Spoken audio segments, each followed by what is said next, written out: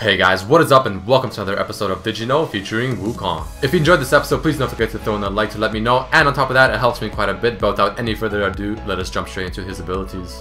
Wukong's passive, which grants him extra armor and magic resistance based on how many nearby enemy champions there are, will not work if you have no vision of the champion, aka a champion that is stealth or a champion that walks into a brush while it is not warded. However, it will work with clones such as LeBlanc's passive. As you can see here, second her clone gets popped, I have even more armor than when it is just LeBlanc alone. As you can see here again, it went back to the normal state.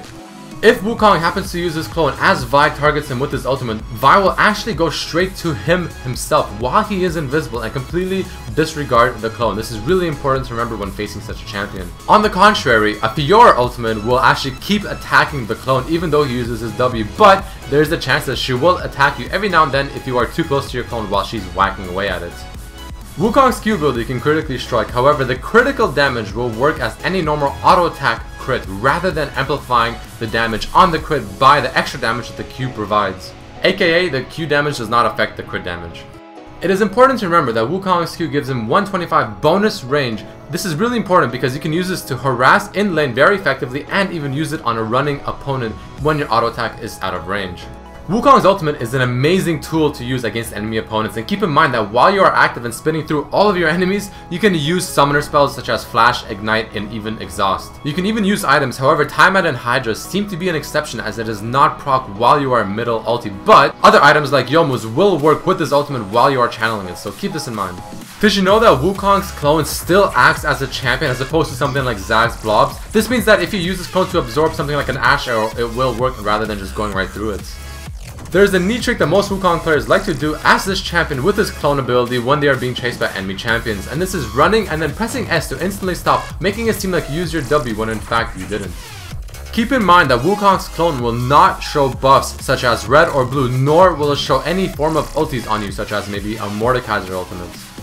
Wukong is a really solid champion when it comes to pushing turrets because his Q will affect it, dealing massive damage. On top of that, you can use his E on the nearby minions to get more attack speed just so you can whack away at that turret even faster.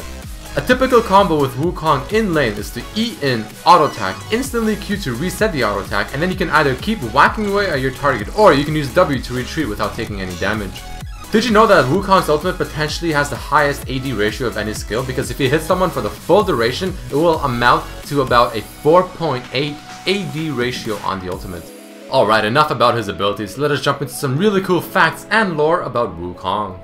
Did you know that Wukong means, in Chinese, awakening to emptiness? Wukong was voiced by Spike Spencer. He is someone who is very popular because he has voiced numerous amounts of other animes, games, and even been on radio talk shows.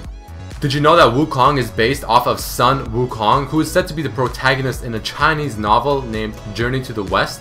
For any of you Dragon Ball or Dragon Ball Z fans out there, Wukong in Japanese is said to be Goku, and Sun Wukong is Son Goku. And Goku is inspired from the legend of Wukong as they both rode a Nimbus Cloud, both are Monkey Kings, and both use an enlarged staff. On top of that, Wukong's passive, Stone Skin, can be based off of the fact that Sun Wukong being born from a stone and being born from Earth itself. This is also shown because he turns to stone whenever he dies within the game.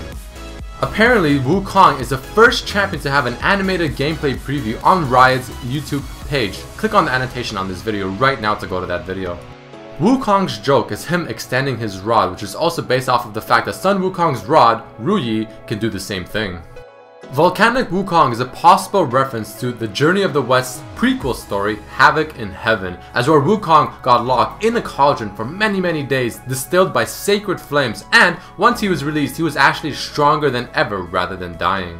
Classic Wukong's Chinese artwork shows him fighting a water dragon, which is shown in both of the Jade dragon skins. This might be a reference to a character's mount being swallowed in the Journey to the West story, and as a result of this, Wukong had to fight this dragon.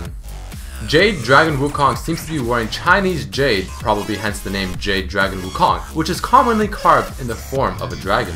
Did you know that Wukong was apparently trained by Master Yi in the art of Wuzhu? Wukong was also introduced to the League of Legends by Master Yi in hopes of finding worthy opponents. And here's another pretty interesting one. So we all know and love Doran for making Doran's blades, shields, and rings. You know, probably being very rich from that as well. However, did you also know that he made Wukong's staff? Alright, and that unfortunately marks the end of this episode of Did You Know featuring Wukong. Please do not forget to throw in a like if you really enjoyed this episode, because it really helps me quite a lot. Also, if you have any ideas on who I should do next, please write it in the comments. As you can see, this one was actually suggested by a viewer in the previous episode of Udio, which I recommend checking out as well. But nevertheless, I hope you guys enjoyed this episode, and I will definitely see you next time. Peace!